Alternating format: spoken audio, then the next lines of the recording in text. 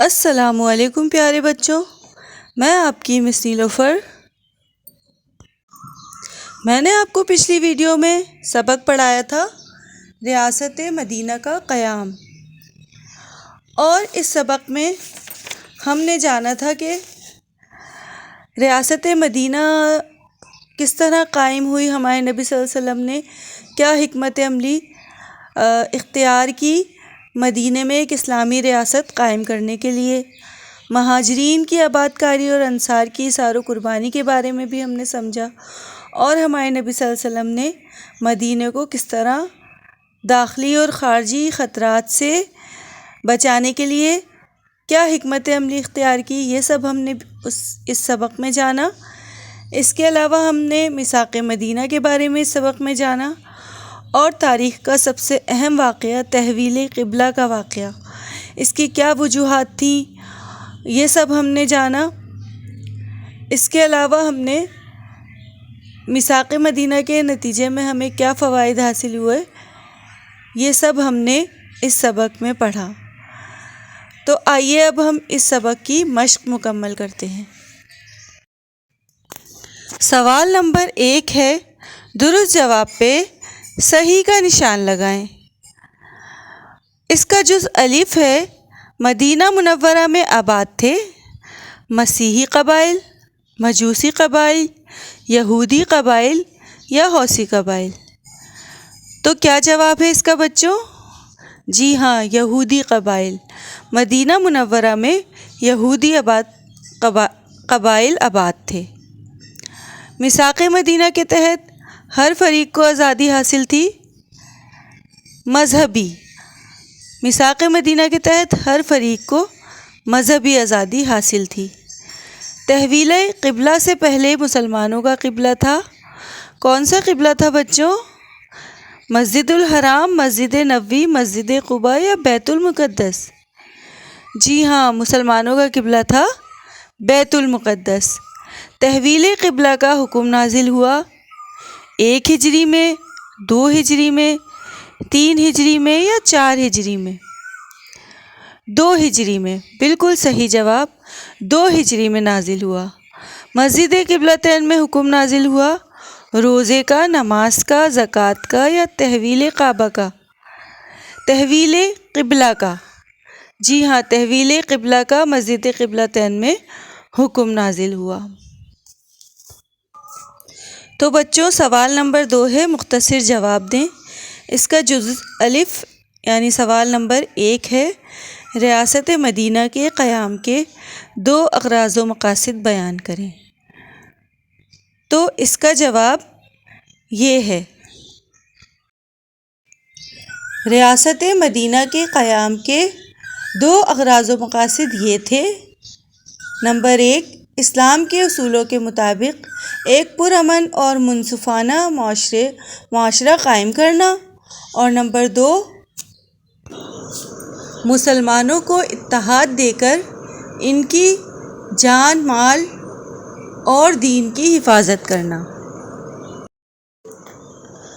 سوال نمبر 2 ہے، مہاجرین کی آباد کاری اور انصار کے ایثار کے بارے میں آپ کیا جانتے ہیں؟ تو اس کا جواب یہ ہے،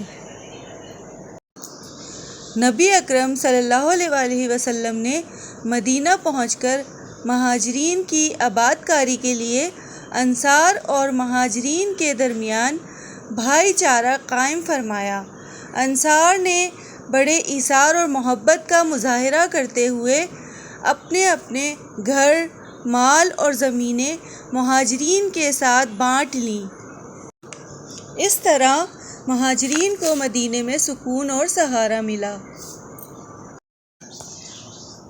تیسرا سوال ہے، ریاست مدینہ کی داخلی اور خارجی حفاظت کے لیے نبی اکرم خاتم النبیین صلی اللہ علیہ وآلہ وسلم نے کیا تدبیر اختیار کی؟ اس کا جواب پیج نمبر 32 کے تیسری عبارت میں موجود ہے۔ ان خطرات کا مقابلہ کرنے کے لیے نبی کریم خاتم النبیین صلی اللہ علیہ وسلم نے تمام قبائل کے ساتھ ایک معاہدہ کیا جسے میثاق مدینہ کہا جاتا ہے۔ میثاق مدینہ کے ساتھ ساتھ آپ خاتم النبیین صلی اللہ علیہ وسلم نے اسلامی ریاست کی بیرونی سرحدوں کی نگرانی اور مضبوط اور مربوط نظام بھی قائم کیا تاکہ دشمن کے اچانک حملوں سے ریاست کی حفاظت کی جا سکے۔ تیسرا سوال ہے، میثاق مدینہ کے کوئی سے 2 فوائد بیان کریں۔ اس کا جواب اس پیراگراف میں پیج نمبر 33 کے پیراگراف میں میثاق مدینہ کے فوائد میں موجود ہے۔ اس میں کافی سارے فوائد موجود ہیں، جیسے کہ یہ معاہدہ اسلامی حکومت کے قیام کی بنیاد ثابت ہوا، ہم یہ بھی لکھ سکتے ہیں۔ اس کے علاوہ کوئی سے بھی ہم اس پورے پیراگراف میں سے 2 فوائد لکھ سکتے ہیں، تو اس میں سے آپ کوئی بھی 2 فوائد منتخب کریں اور لکھ دیں۔ 5واں سوال ہے، اتباع رسول کریم خاتم النبیین صلی اللہ علیہ وسلم اور تسلیم و رضا کی اہمیت 2 سطروں میں لکھیں۔ تو اس کا جواب صفحہ نمبر 33 پیج نمبر 33 کی آخری 3 لائنوں میں موجود ہے۔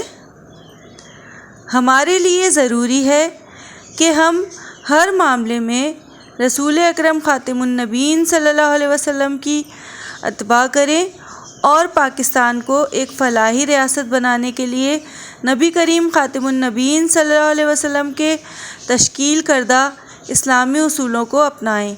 ان اصولوں کو اپنائے بغیر پاکستان میں امن اور خوشحالی ممکن نہیں۔ تو پیارے بچوں، سوال نمبر 2 ہم نے حل کر لیا، مختصر جواب دیں۔ اب ہم سوال نمبر 3 حل کریں گے، تفصیلی جواب دیں۔ تفصیلی سوال 2 ہی ہیں۔ الف ہے، میثاق مدینہ کی اہمیت اور اہم دفعات تحریر کریں۔ تو اس کا جواب صفحہ نمبر 32 سے شروع ہو کر صفحہ نمبر 33 پر ختم ہوتا ہے۔ اس سوال کا جواب 32 کے تیسرے پیراگراف کی 4تھی لائن سے شروع ہوتا ہے۔ نبی کریم خاتم النبیین صلی اللہ علیہ وسلم نے تمام قبائل کے ساتھ ایک معاہدہ کیا، یہاں سے شروع ہوگا۔ میثاق مدینہ کو کلیدی حیثیت حاصل ہے، یہاں تک لکھیں گے۔ اس کے بعد میثاق مدینہ کے اہم دفعات کی ہیڈنگ ڈالیں گے۔ اس کے بعد یہاں سے اس معاہدے کی روح سے مسلمانوں اور یہودیوں کو مذہبی آزادی حاصل ہوگی سے لے کر پیج نمبر 33 پر ختم ہوگا۔ باہمی اختلاف کی صورت میں حتمی فیصلہ حضرت محمد رسول اللہ خاتم النبیین صلی اللہ علیہ وسلم کا ہوگا، یہاں تک لکھیں گے۔ سوال نمبر 2 ہے، تحویل قبلہ کا واقعہ بیان کریں۔ تو تحویل قبلہ کا واقعہ پیارے بچوں صفحہ نمبر 33 پر موجود ہے۔ تحویل قبلہ کی ہیڈنگ سے شروع ہوگا اور یہ تمام واقعہ تحویل قبلہ کا حکم 2 ہجری کو نازل ہوا، یہاں سے شروع ہو کے یہ پورا پیراگراف رخ پھر گئے یہاں تک۔ اس کے بعد یہ نیچے والی جو لائنیں ہیں، اس کے بعد مدینہ منورہ اور اس کے اطراف میں قبلے کی تبدیلی کی آمدنی کرا دی گئی، یہ بھی لکھیں گے۔ اور پورا صرف یہ آیت نہیں لکھیں گے، لیکن یہاں تک لکھیں گے یہ واقعہ تاریخ اسلام میں ایک اہم واقعہ ہے، یہ یہاں تک لکھنا ہے۔ لیکن یہ جو صورت ہے، آیت ہے، یہ نہیں لکھنی، لیکن اس کا ترجمہ ضرور لکھنا ہے۔ یعنی تحویل قبلہ کے منتظر تھے تک لکھنے کے بعد قرآن مجید میں اس واقعہ کا ذکر ان الفاظ میں آیا ہے، ترجمہ، اس کا پورا ترجمہ تو ہم نے آپ کو اس قبلے کی طرف ضرور پھیر دیں گے، یہ پورا ترجمہ لکھیں گے۔ اس کے بعد یہ واقعہ تاریخی اسلام میں ایک اہم واقعہ ہے یہاں تک آپ نے یہ واقعہ تحویل قبلہ کا واقعہ لکھنا ہے۔ تو پیارے بچوں، امید ہے آپ کو اس کی مشق سمجھ آ گئی ہوگی۔ پھر بھی اگر آپ کو کوئی کنفیوژن ہو، کچھ سمجھ نہ آ رہا ہو، تو آپ کمنٹ کر کے لازمی پوچھ سکتے ہیں۔